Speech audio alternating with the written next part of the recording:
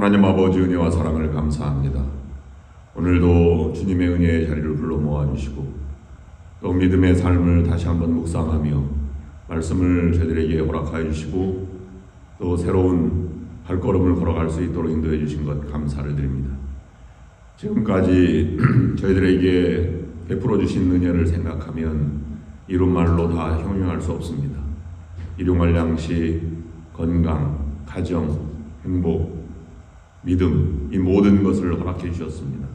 이제 그 주신 은혜를 가지고 주님의 은혜에 보답하는 양으로 빚을 진 심정으로 순간순간을 살아가면서 믿음의 능력을 발휘하는 저희들이 될 수 있도록 인도하여 주시옵소서. 오늘도 주시는 말씀을 사모합니다. 저희들에게 말씀하여 주시옵소서. 예수 그리스도의 이름으로 기도드립니다. 아멘. 오늘 말씀은 로마서 12장 3절부터 8절까지 있는 말씀입니다. 내게 주신 은혜로 말미암아 너희 각 사람에게 말하노니 마땅히 생각할 그 이상의 생각을 품지 말고 오직 하나님께서 각 사람에게 나누어 주신 믿음의 분량대로 지혜롭게 생각하라. 우리가 한 몸에 많은 지체를 가졌으나 모든 지체가 같은 기능을 가진 것이 아니니 이와 같이 우리 많은 사람이 그리스도 안에서 한 몸이 되어 서로 지체가 되었느니라. 우리에게 주신 은혜대로 받은 은사가 각각 다르니 혹 예언이면 믿음의 분수대로, 혹 섬기는 일이면 섬기는 일로, 혹 가르치는 자면 가르치는 일로, 혹 위로하는 자면 위로하는 일로, 구제하는 자는 성실함으로, 다스리는 자는 부지런함으로, 긍휼을 베푸는 자는 즐거움으로 할 것이니라. 아멘. 로마서를 우리가 두 부분으로 크게 나누어 보면 1절부터 11장까지는 하나님이 하신 일로 믿음편이라고 우리가 어제 묵상을 하였습니다. 그리고 12장부터 16장은 사람이 해야 할 일로 생활편입니다. 근데 이것을 다시 세부적으로 나누어서 생각해 보면 우리가 로마서를 묵상해 가는 가운데 지금까지 묵상한 과정을 보면 세 부분으로 또 세부적으로 나눠 볼 수 있습니다.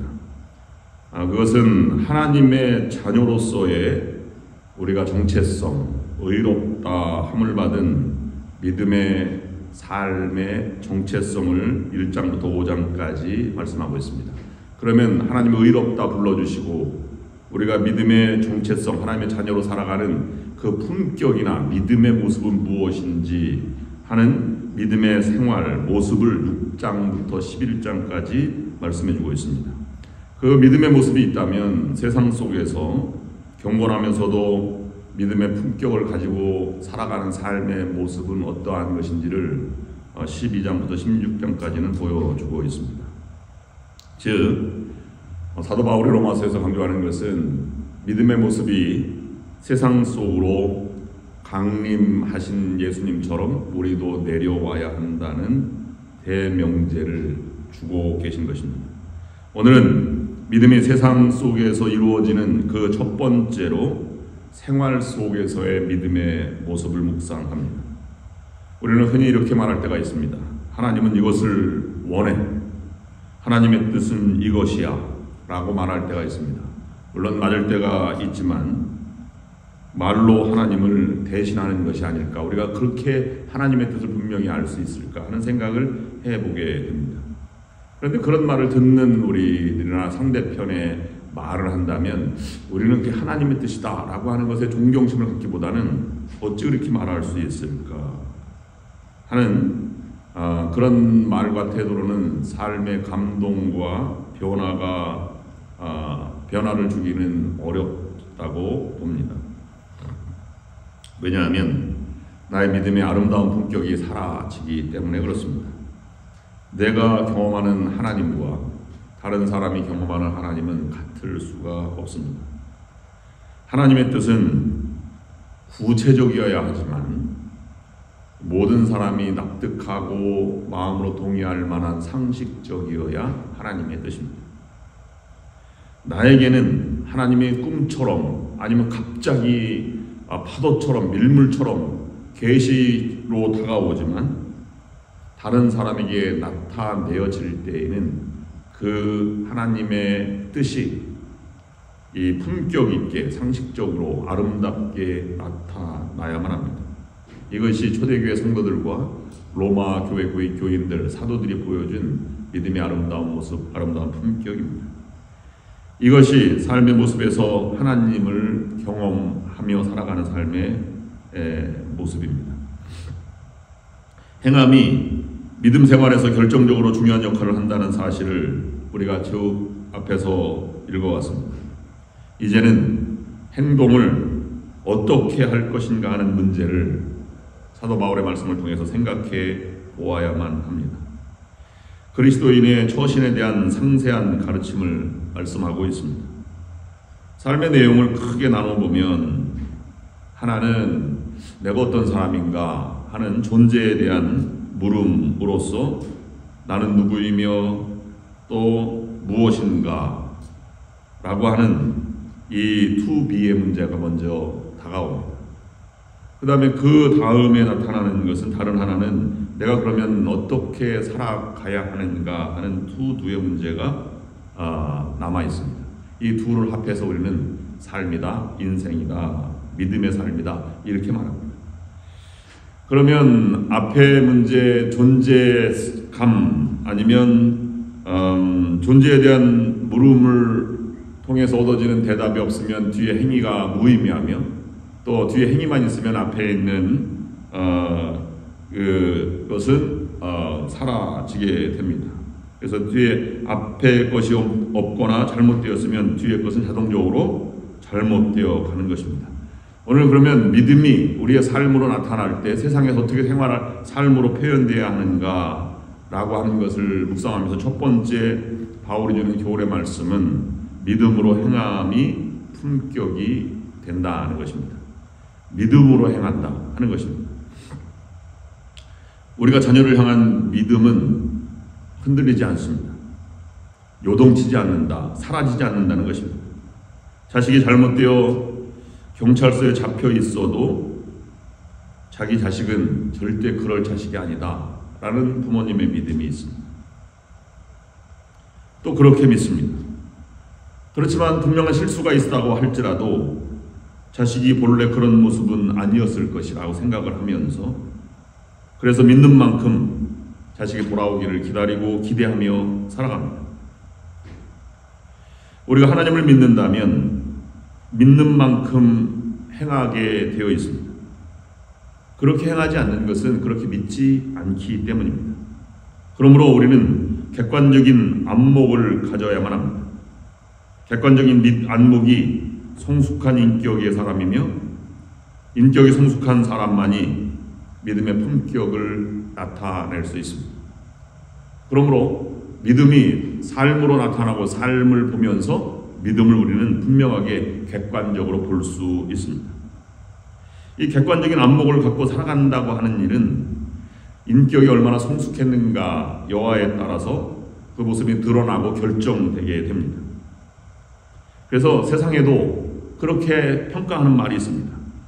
생긴 대로 살아간다 아니면 꼴불견이다 라는 말이 그걸 대변하는 그런 말처럼 사용됩니다. 그것은 객관성이 전혀 없는 사람들을 평가할 때 그렇게 평가를 합니다. 그러므로 저 사람은 믿음이 있다, 믿음대로 살아가는 사람이야 라고 말하면 그 마음에 믿음이 있고 그 나타나는 행위의 품격이 나타나며 또 다른 사람이 보기에 객관성이 아주 분명한 최고의 객관성을 가지고 살아가는 사람이다 이렇게 평가를 할 수 있습니다. 그러므로 믿음으로 살아간다는 말은 우리가 내면적인 세계를 말할 뿐만 아니라 외면적으로 나타날 때는 최고의 객관성을 찾아서 아주 품격 있고 분명하게 살아가는 사람을 일컫는 말입니다.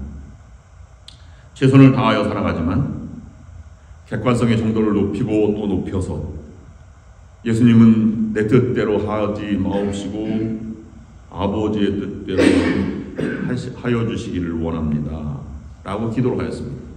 그 단계까지 하나님께 모든 것을 맡기고 사명을 감당하는 단계까지 나아갈 수 있어야 합니다. 이런 예는 사무엘의 기도의 모습에서도 분명하게 드러내줍니다. 그는 이렇게 기도했습니다. 주님, 주의 종이 여기 있습니다. 이제 말씀하여 주옵소서. 주의 종이 듣겠습니다. 기도는 말하는 것이 아닙니다. 때를 써서 자신의 주장을 관철시키기 위해 하나님을 움직이려 하거나 무엇 상황을 변동시키려고 하는 그런 언어 행위는 더욱더 아닐 것입니다. 철야기도나 아니면 금식기도나 하는 일은 기도의 전제가 바로 되어 있으면 아름다운 모습이지만 때를 쓰거나 변동시키려고 하는 것은 오히려 그릇될 수도 있는 것입니다. 그러므로 기도도 신앙도 모든 것을 사도 바울이 말한처럼 아름다운 결말을 맺기 위해서는 우리가 객관적으로 우리의 모습을 바라볼 수 있어야 합니다. 믿음으로 행함이 우리가 품격으로 드러날 때 우리의 믿음은 정말 아름답고 능력이 있다라고 볼 수 있는 것입니다. 그런데 우리는 일종의 해답을 가지고 살아가는 경향이 있습니다. 신앙생활은 이렇게 해야 한다 라고 하는 것이 강요되는 사회 속에서 우리는 신앙생활을 해나가면서 그것이 부정적인 요소로 다가올 때도 있습니다. 일종의 고정관념이 우리의 신앙을 품격을 사라지게 만들 수 있다고 하는 것입니다. 예를 들자면 기도는 꼭 눈을 감고 기도해야 된다는 고정관념이 있습니다. 특별히 한국의 기독교가 더 그렇습니다. 그래서 유학 와서 처음으로 이 미국 교회 목사님들이나 아니면 신학교 교수들이 축도할 때 눈 뜨고 이렇게 축도하는 것을 보고 제가 깜짝 놀란 적이 있습니다. 아, 그렇기도 하구나. 저는 그렇게 받아들였습니다. 오히려 그것이 긍정적인 측면도 있구나 하는 생각을 해보았습니다. 근데 이것이 그릇될 경우가 있습니다. 예전에 감리교신학대학은 선교사가 세운 학교였기 때문에 30년대 이전에는 60년대까지 학장이나 총장, 학장은 선교사가 학장이 되었습니다. 실제로 이 교장 선생님, 학장이 그 예배 채플 시간이 있었는데 눈을 뜨고 기도를 하셨습니다. 그런데 감리교신학대 학생들은 경건한 사람들, 그때 뭐 이용도 목사라든지 이렇게 막 30년대 계몽이나 부흥운동을 막 하던 그런 분들이 선교사님이 눈을 뜨고 기도했다는 사실을 알게 되었고, 그래서 이 교장 선생님을, 학장님을 학교에서 쫓아버렸습니다. 기도는 눈을 감고 해야 한다는 고정관념 때문에 일을 그르치게 된 경우입니다. 여러분, 오래 한다고 좋다, 이렇게 기도한다고 좋다고 볼 수 있습니다. 개인적인 기도는 오래 해야 하지만 극도로 객관화 있는 품격 있는 기도는 많은 목사님들이 가르칩니다. 3분 이상을 넘지 말아라, 이렇게 말씀을 많이 합니다. 제가 목회하는 중에 제일 대표 기도를 오래 하신 분은 45분 기도하신 분이 계셨습니다. 또는 두 번째로 기도를 오래 하신 분은 25분 하셨습니다. 힘듭니다. 멈출 수도 없고 갈 수도 없고 이렇게 아주 어려운 순간을 제가 경험을 하였습니다. 장로님이 1시간 넘게 기도하신다, 뭐 이렇게 하는 그런 우스갯소리도 많이 있습니다. 모든 교인이 다 갔습니다. 그랬더니 사모님이 남아있는 사모님에게 장로님 물어봤답니다. 다 교인들은 어디 갔습니까? 장로님 기도할 때 노아의 홍수 때 다 떠내려갔습니다. 뭐 이렇게 얘기했던 농담도 있습니다. 눈을 감고 하는 일이란 두 가지 의미가 있어요. 조용히 자기를 드러내고 진지하게 상대방의 마음을 음미하고 내가 다가가는 모습도 눈을 감고 하는 일입니다. 그러나 싸울 때 막 덤벼 할 때 눈을 감고 막 이렇게 대듭니다. 어깨를 대들고 가슴을 대듭니다. 이것은 화가 나서 일방적으로 듣든지 말든지 막 다가갈 때 사람도 눈을 동시에 감습니다. 여러분, 어느 마음으로 어느 자세로 눈을 감고 기도를 하는가가 중요하다, 이렇게 볼 수 있습니다. 경청하고 고백하는 자세입니까? 아니면 일방적으로 말하는 눈 감음입니까? 기도를 통해서 생각해보는 그런 말씀입니다. 믿음의 품격은 어느 것이 아름다울까 하는 생각입니다. 그런 면에서 보면 우리가 자기중심적이거나 미성숙한 모습과 다른 사람이 나를 보고 하나님이 나를 보고 있다고 생각하며 객관적으로 아름답게 믿음을 삶을 살아가는 사람의 모습은 분명히 다르다고 볼 수 있습니다. 그러므로 기도는 말하는 것이 아니라 삶의 태도요, 귀로 듣는 것이요, 자기를 객관화하면서 음미하는 하나님의 마음을 헤아리는 그런 자세라고 볼 수 있습니다. 그래서 이 삶을 통해서 무엇인가에 대한 그런 다급함이나 아니면 해답이나 고정관념이나 이것을 버리고 다른 이웃도 사랑하는 대상으로 어떤 마음일까를 바라보면서 존귀한 상대가 있음을 느끼면서 서로 대하는 이런 자세야말로 아름다운 것입니다. 이런 아름다운 모습은 어느 순간에도 잃어버리지 않을 때 이 순간의 아름다움이 지켜지는 것이지. 하나님, 저들이 하는 짓을 저들은 알지 못합니다. 저들 용서하여 주옵소서. 하나님께 대화하고 생을 마치는 위대한 순교자도 있는 것입니다. 마태복음 25장에 있는 말씀 보면 보잘것없는 사람 하나에게 행한 것이고 나에게 행한 것이다 라는 말은 이것과 일맥상통하는 말씀입니다. 그런 의미에서 품격이 있는 믿음으로 행함이 품격이다 라고 하는 것의 두 번째 묵상은 그러면 우리가 우리의 삶을 다 드러내서 보여주는 투명한 사람이 되어라는 것입니다. 투명한 사람은 두 가지 이중적인 의미가 있습니다.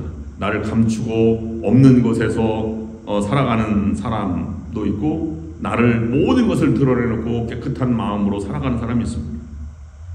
자기를 다 드러내고 살아가는 투명하고 일관된 그런 사람이 믿음의 사람이 되라고 말씀하고 있는 것입니다. 그러면 우리가 제 믿음대로 살아갈 때 자기 믿음대로 투명한 사람으로 그것이 평가받고 인정받고 살아가는 것이지 다른 아내의 치맛자락을 잡고 천국에 갈 수 없듯이 우리가 가지고 있는 삶의 자세, 어느 교회, 이런 믿음의 어떤 직분, 이 모든 것들을 통해서 이것이 이루어지는 것은 아닙니다. 그 삶의 자체에서 우리가 성숙한 상황에 따라서 우리가 투명한 사람이 될 때 우리는 그 사람을 품격 있는 사람이라 라고 말합니다. 그래서 로마서 12장 16절 내일 묵상하는 말씀 가운데 있는 말씀은 교만한 마음을 품지 말고 스스로 지혜 있는 채 하지 말라라고 말하고 있습니다. 갈라디아서 6장 2절 말씀에 갈라디아 교인들에게 사도 바울이 보내는 편지에서 아무것도 아니면서 무엇이 된 것처럼 생각하면 자기를 속이는 것이다 라고 말씀하고 있습니다. 고린도전서 8장 2절 말씀은 그러므로 자기가 무엇을 안다고 생각하는 사람은 아직도 알아야 할 것을 알지 못하는 사람입니다 라고 사도 바울이 이렇게 말씀하고 있습니다. 오늘 말씀에서는 각 지체가 있다. 지체는 각각 다른 역할을 한다. 우리도 그리스도 안에서 한 지체다 라고 하는 것에 각자 다른 부분을 분명하게 드러내고 투명하게 봉사하고 섬기는 그런 삶을 살아가라고 우리에게 말씀해주고 있습니다. 이 말씀을 깊이 묵상하고 살아가야 할 것입니다. 마지막으로 사도 바울은 8절까지 있는 말씀에서 은사들을 이야기합니다. 은사들을 사모하라 라고 말합니다. 은사에 대해서는 고린도전서가 훨씬 더 많이 말하지만 로마서에서도 은사를 말하면서 지체가 되었다면 자신의 역할을 분명히 할 때 자신이 잘할 수 있는 은사를 분명하게 하여서 그것을 통해서 일하라 라고 말합니다. 이것이 은사가 있다고 하는 것 가지고 다 되는 것이 아니라 은사를 가지고 있다면 최선을 다해서 노력해야 합니다. 우리가 이 노력하는 것에서 아름다운 결실을 맺어지게 되는 것입니다. 그러면 이것은 직업이 사람을 만든다고 말합니다. 그럼 경찰이 티켓을 주는 것은 그 사람의 인격과 그 사람이 잘 행하기 때문에 티켓을 주는 것이 아니라 경찰 목장을 하고 경찰이기 때문에 우리가 순종하는 것과 마찬가지입니다. 다른 사람이 존중하고 나의 은사의 능력을 극대화하는 것, 이것은 하나님이 내게 주신 것이다 하는 이런 분명한 의식이 있을 때 그 은사가 아름답게 펼쳐지고 그 효과가 나타나는 것입니다. 그런데 조금 더 지나면 은사를 서로 시기한다. 이런 고린도 교회를 향해서 보내는 편지는 이렇게 말씀하고 있습니다. 시기나 질투 그리고 멸시와 천대는 은사의 세계에서는 사라져야 할 부분이다 라고 사도 바울은 로마서에서는 강조하고 있습니다. 그저 역할만 감당할 뿐입니다. 그런 원칙 아래서 바울은 오늘 은사를 말하면서 구체적인 몸가짐으로 은사가 표현되도록 노력하라고 말합니다. 7가지 은사를 말하는데 7가지를 크게 둘로 나누면 몸으로 나타내는 은사와 말로 섬기는 은사를 우리에게 보여주고 있습니다.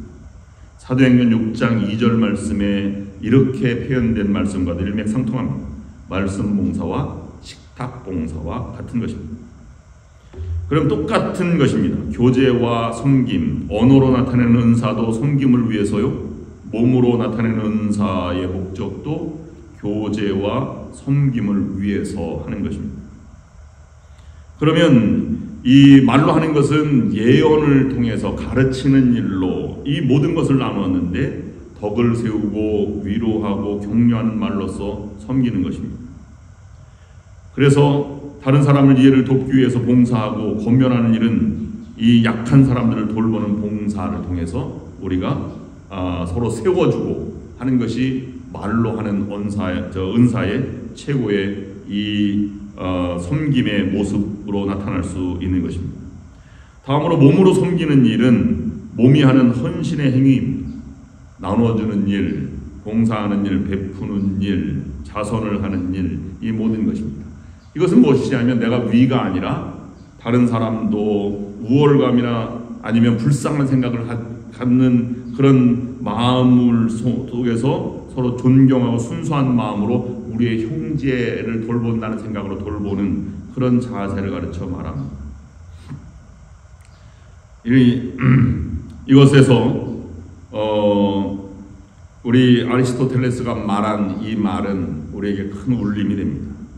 신앙인들은 신앙을 통해서 성숙해져 가고 믿음의 품격이 완성되어져 가는 것입니다. 아리스토텔레스는 이렇게 말했습니다. 사람들은 집을 지으면서 건축가가 되고 하프를 퉁기면서 연주가가 되어간다. 우리는 올바른 일을 행함으로써 바른 사람이 되어간다 라고 말합니다. 여러분들도 품격 있는 믿음으로 삶을 표현하시는 여러분들이 될 수 있기를 원합니다. 기도하시겠습니다. 하나님 아버지, 우리가 오직 행할 때 믿음으로 행하는 자가 되게 인도하여 주시옵소서. 오직 절망하지 않고 절망하지 않는 믿음이 있고 그 믿음으로 행하는 것이 우리의 삶의 품격과 아름다움과 감동이 될 수 있도록 인도하여 주시옵소서. 일관성 있는 이 삶이 되어서 다른 모든 사람이 보기에도 투명한 사람이 되게 하여 주시옵소서. 모든 은사를 통해서 봉사할 때 은사를 노력하고 섬기는 자세로 살아가게 하여 주시고 그 모든 것을 통해서 존재감을 서로 격려하고 말에 덕을 세우고 아름다운 공동체, 아름다운 인격이 완성되어져 가는 신앙의 삶을 살아갈 수 있도록 인도하여 주시옵소서. 오늘 대화하는 모든 대화 가운데, 오늘 만나는 모든 사람 가운데, 모든 사람을 대하는 눈빛 가운데 이 아름다운 믿음이 드러날 수 있도록 인도하여 주시옵소서. 예수님의 이름으로 기도드립니다. 아멘. 이제는 우리 주 예수 그리스도의 은혜와 하나님 아버지의 극진하신 사랑하심과 성령의 역사인도 교통하심이 오늘 말씀을 묵상하고 나아가는 모든 성도 위에 지금부터 영원토록 함께하옵시기를 간절히 축원하옵나이다. 아멘.